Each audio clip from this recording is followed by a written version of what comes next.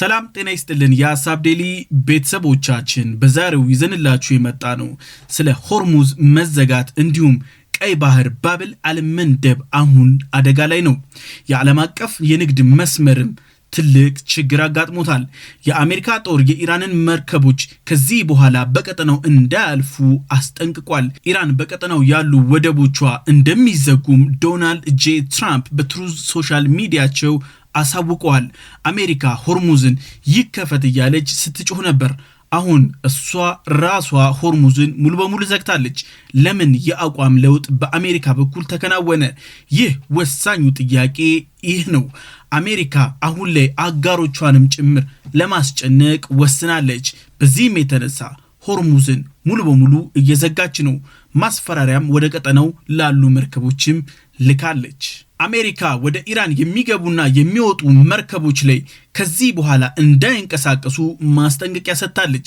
የቻይና እና የሩሲያ የጦር ድጋፍን ለማስቆም ነው የሚልም እንቅስቃሴ በፎክስ ኒውስ ተደምጧል። አሜሪካ እንዳለችው ከሆነ ከዚህ በኋላ የማደርገው እቀባ የኢራን አየር ኃይል የማይደፈር ስለሆነ ነው። ቻይናና ሩሲያ ድጋፍ አድርገዋል በሚልም ነው። እንዲሁም የኢራን ነዳጆችን ሽያጭ ለማስቆም ነው። የኢራን ነዳጆች ሽያጭ የሚቆም ከሆነ እስላማዊ ዘቡ በበጀት እጥረት ይሽመደመዳል የሚል ነው።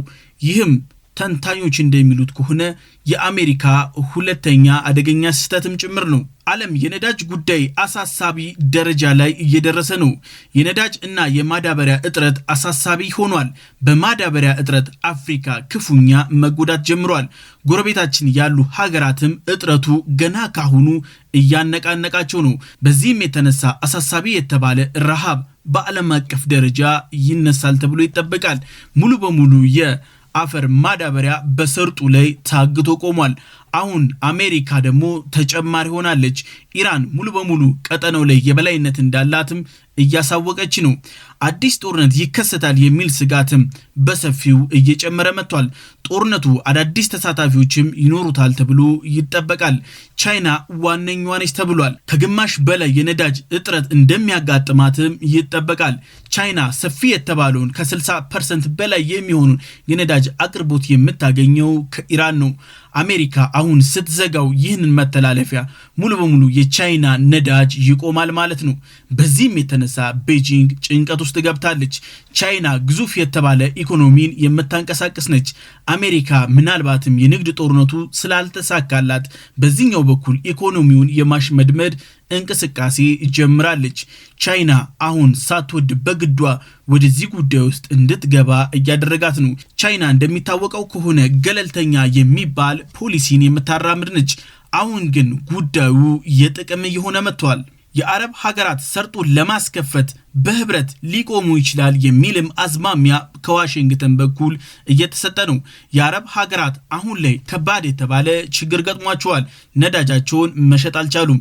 እንዲሁም አስፈላጊ የተባለውን ሸቀጣሸቀጦችንም የምግብ ግብአቶችንም እያገኙ አይደለም።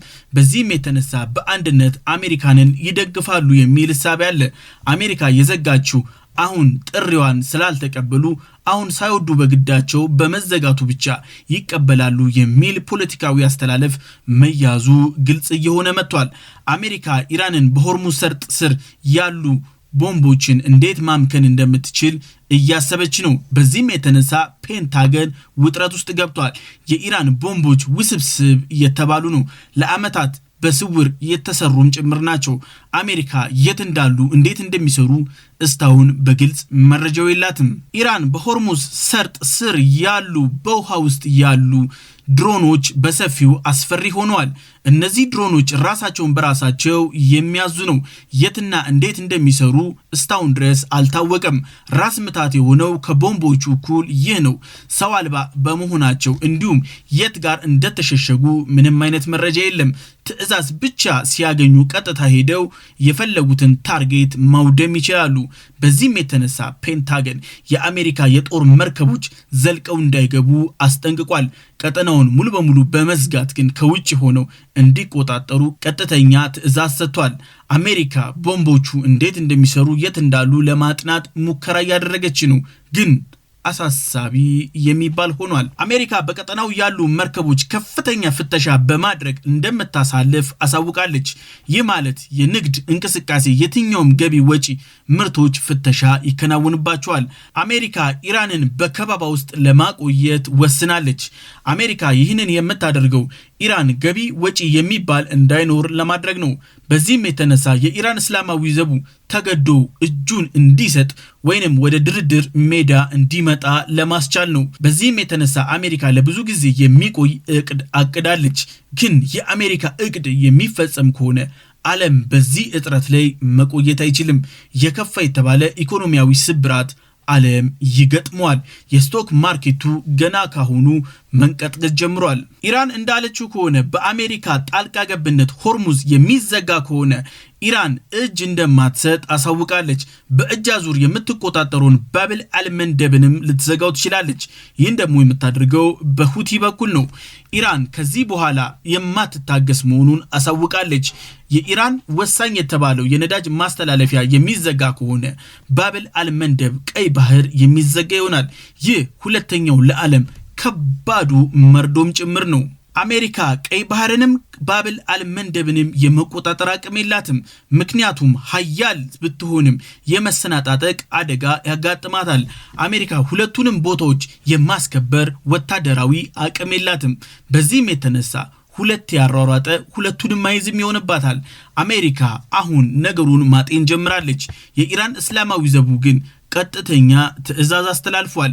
የሚዘጋ ከሆነ ባብል አልመንደብ በቀጥታ የሚዘጋ ይሆናል። የተቀረው ዓለም በሀያላኑ ፍትጊያ ቀውስ ውስጥ የሚቆይ ይሆናል። ዓለም አቀፍ የባህር ሕግም እየተጣሰ ነው። ወሳኝ የተባሉ መተላለፊያዎች በተዘጉ ቁጥር ጥቅማቸውን ለማስከበር ሀገራት ሳይወዱ በግዳቸው ወደ ጦርነቱ ይሳባሉ። ይህ የአሜሪካ ስትራቴጂ ነው። በአሁኑ ሰዓት ላይ በሆርሙዝ በጣት የሚቆጠሩ መርከቦች እያለፉ ነው። ከዚህ በፊት ግን በመቶዎች የሚቆጠሩ ነበር። አሜሪካ ሆርሙዝን ለመዝጋት አውሮፓና ኔቶን ተማጽኖ እንዲመጡ ለማስገደድ ጭምር ወስናለች። በዚህም የተነሳ አውሮፓን ጥያቄውን እየጠበቀች ነው። ትራምፕ በግልጽ ዛቻቸውን በትሩዝ ሶሻል ሚዲያቸው አሳውቀዋል። ነዳጅ በፍጥነት ዋጋውም ጨምሯል። ይህ ደግሞ የሆነው ትራምፕ ውሳኔያቸውን ካሳወቁ በኋላ ነው። የስቶክ ማርኬት አሁን ላይ አሳሳቢ የሚባል ደረጃ ላይ ደርሷል። መንግስታት ያላቸውን የነዳጅ መጠባበቂያም ጨርሷል። በዚህም የተነሳ ዓለም ሌላ ራስ ምታት ውስጥ ወድቋል። ሀገራት በኢስላማባዱ የሰላም ስምምነት እንዲፈረም ግፊት ማድረግ ጀምረዋል። ኢስላማባድ ላይ አሁንም ተስፋ አለ እየተባለ ነው። ዳግም የመገናኘት እድሎች አሉ። ዓለም አሁን ላይ በዚህኛው ላይ ጠንክሮ እንዲሰራ ጫና መደረግ ጀምሯል። ትራምፕ ብቃት አልባ የተባሉ ተደራዳሪዎችን ወደ ኢስላማባድ እንደላኩ መረጃዎች ይጠቁማሉ። ስቲቭ ዊትኮፍ እንዲሁም ጃሬድ ኩሽነር አማቻቸውን የዲፕሎማሲ ልምድ የሌላቸውን ልከዋል። ጄዲ ቫንስ ያልተሳካለት ጸሐፊ እያሉ ነው። አሜሪካውያን ይህንን እየተናገሩ ያሉት የነዳጅ ውድነት እንዲሁም የኑሮ ዋጋ ግሽፈት ከቀን ወደ ቀን የሸቀጣሸቀጦች ምርቶች ዋጋ እየጨመረ በመሆኑ ነው። አሁን ትራምፕ አሳሳቢ ቦታ ላይ ናቸው። የአጋማሽ ምርጫ ደርሶባቸዋል። በዚህም የተነሳ ትራምፕ እስከ አጋማሽ ምርጫው ምንም አይነት ለውጥ እንደማይኖር ፍንጭ ሰጥተዋል። በዚህም የተነሳ አሜሪካውያን ተቃውሟቸውን እየጨመሩ ነው። ቻይና በትራምፕ ውሳኔ ተበሳጭታለች። በዚህም የተነሳ አሁን ቻይና ግዙፍ የተባለ ኢኮኖሚ ያላት ሀገር ወደ ጦርነት ልትሳብ ትችላለች። ፎክስ ኒውስ መርዶን ለዓለም አሰምቷል። ኢራን ትዘጋለች የሚለውን ትራምፕ በስልክ ያደረጉትን ንግግር ከተሰማ በኋላ በሰፊው የዓለማችን ኢኮኖሚ እየጋሸበ መጥቷል። ቻይና ዓለም አቀፍ የንግድ መስመሮች በአሜሪካ በመዘጋታቸው ተቃውሞዋን አሰምታለች። ይህ ለዓለም አሳሳቢ፣ አስቸጋሪ እንዲሁም ሕግ አልባ አናርኪስታዊ እንቅስቃሴ ብላ ሰይመዋለች። ዓለም አቀፍ ንግድ ከዚህ በኋላ በስጋት የተሞላ በጣም ውድም የማይደፈርም እየሆነ መጥቷል። የዓለም የኢኮኖሚ እድገትም ወደ ኋላ መሳብ ጀምሯል። ዓለም አቀፍ የባህር መንገዶች ላይ አሁን በነፃነት መተላለፍ አይቻልም። ፍቃድ የግድ እያለ መጥቷል። ለዚህም ሲባል ሀገራት ወደ አሜሪካ እንዲያቀኑ እያስገደዳቸው ነው። ይህን ደግሞ እያደረጉ ያሉት ትራምፕ ናቸው። ሁም ብለው ወደ ጦርነት የመሳብ እንቅስቃሴ ነው። ጦርነትም መሃል ቢሆን የኢራን ነዳጅ በአስተማማኝ ሁኔታ ይሸጥ ነበር። እሱም ለዓለም አቀፍ የንግድ እንቅስቃሴ ላይ ትንሽም ቢሆን እፎይታን ሰጥቶ ነበር። አሁን እስተሱም ሙሉ በሙሉ ቆሟል። ሆርሙዝን መስጋት የተሳሳተ ውሳኔ ነው። በታሪክም ስንመለከት ሆርሙዝ በተዘጋበት ሰዓት ከፍተኛ የኢኮኖሚ ስብራት ዓለም አጋጥሟታል። ይህም ቦታ መቆጣጠር የኃያልነትን እንደመቆጣጠርም ይወሰናል። ዩኬ፣ አውስትራሊያ በሆርሙዝ መዘጋት በግልጽ ተቃውሟቸውን አሰምቷል። ስፔን ስሜት አልባ ብለዋለች። ማክሮን ነጻነት ይከበር እንጂ ይህ ዓለም አቀፍ ነጻ የንግድ ቀጠና ቦታ ነውም ብለዋል። አውሮፓ ህብረት መዘጋቱን በክፉኛ ተቃውሞታል። የኢንሹራንስ ካምፓኒዎች ዋጋቸውን በእጥፍ ጨምረውታል። የመርከቦች ዋጋም እንዲሁ ጨምሯል። ሀገራት ሸቀጣሸቀጦቻቸው የመዳረሻ ቀን በእጥፍ እየጨመረ መጥቷል። ሀገራት ኢንፍሌሽንን መቆጣጠር ተስኗቸዋል። መንግስታቶች አሁን ከድጎማ ወዴት እንደሚሄዱ ግራ ተጋብተዋል። ሁሉም የአረብ ሀገራት ወደቦቻቸው ስጋት ቀጠና ላይ ወድቋል። ምክንያቱም ኢራን በየትኛውም ሰዓት ልታጠቃው ትችላለች። አሜሪካ ባጠቃች አጸፋው የሚመለስ ይሆናል። የኢራን እስላማዊ ዘብ ጦር ሆርሙዝን በአስተማማኝ መንገድ እየተቆጣጠረ መሆኑን አሁንም አሳውቋል። አሜሪካ ወደ ቀጠናው እየተጓዘች መሆኑንም ብትናገርም ቀጠናውን በበላይነት አልተቆጣጠረችም። በዚህም የተነሳ ይህንን ቦታ ለመቆጣጠር የሚደረግ ሂደት አላስፈላጊ እንዲሁም የሰላም ስምምነቱንም የሚጥስ ይሆናል። ጦርነቱ ከመጀመሩ በፊት አሜሪካና ኢራን በኒውክሌር በሚሳኤል ምርት ነበር የሚደራደሩት። አሁን ኢራን ተጨማሪ መደራደሪያ አቅም አግኝታለች። በዚህም የተነሳ አሜሪካና ኢራን ተፋጠዋል። ሶስተኛ የመደራደሪያ አቅም ለኢራን ተፈጥሮላታል። አንድ ስህተት ጦርነት ሙሉ በሙሉ ሊያስነሳ ይችላል። አሜሪካ ግን ቀጠናውን ዘልቃ ከመግባት ተቆጥባለች። ቻይና በሶስተኛ ሀገራት በኩል የአየር መቃወሚያዎችን አቀብላለች እያለች ዋሽንግተን ክስ ጀምራለች። አሜሪካ በዚህ የተነሳ በቀጠናው ያሉ ሀገራት መርከቦቻቸውን ለመፈተሽም እያሰበች ነው። ይህ ህገ ወጥ የተባለም ተግባር ነው። ቻይና መሳሪያዋን ውጤታማነት በኢራን እየገመገመች ነው እየተባለም ነው። የጦር አናሊስቶች እንደሚሉት ከሆነ ቀጣዩ ታይዋን ነው። ለታይዋን ዝግጅት ቻይና እያደረገች ነው። F-35 F-15 እንዴት እንደወደሙ እየተከታተለች ነው። በዚህም የተነሳ አሜሪካ ወሳኝ የተባለ ችግር ውስጥ ገብታለች። አሁን የቻይና እንዲሁም የራሻ ጦሮች እየተፋለሟት ነው።